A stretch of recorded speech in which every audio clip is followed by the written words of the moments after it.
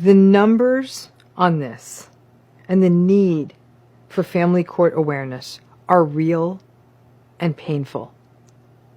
Since 2008, there have been over 800 documented murders of children by separating or divorced parents or caregivers.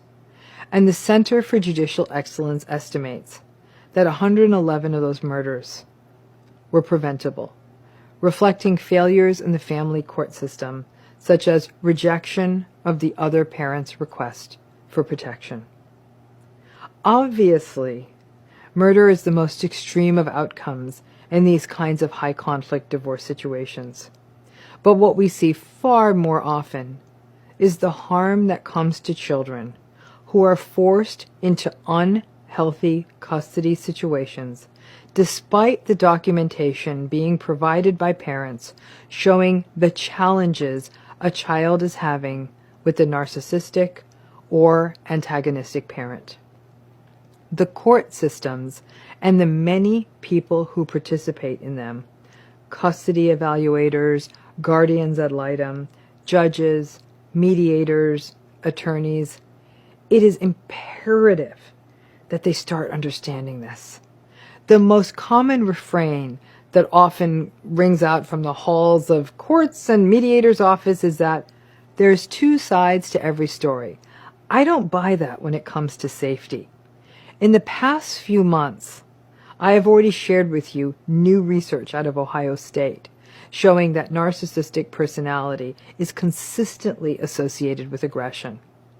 The psychology of narcissism and the associated vindictiveness, most pointedly associated with narcissism, means that the best interest of the child is too often ignored in these divorces in favor of the narcissistic person's muscling the court system and gaming the players in that system to win.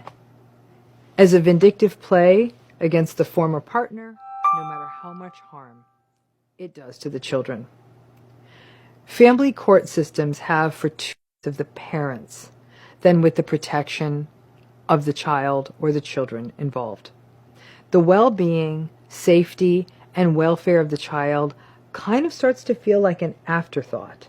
And in the case of high-conflict divorces, when this is an afterthought, the risk of harm is very high.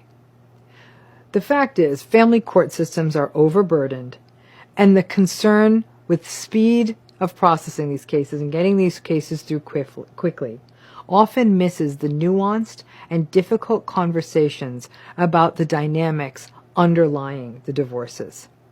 These are systems that are more ready to pathologize and blame the parent who has already been so broken down by enduring antagonistic or narcissistic abuse for years, than to take a hard look at the harm being brought to a child not only by a high-conflict parent, but by the nature of the proceedings.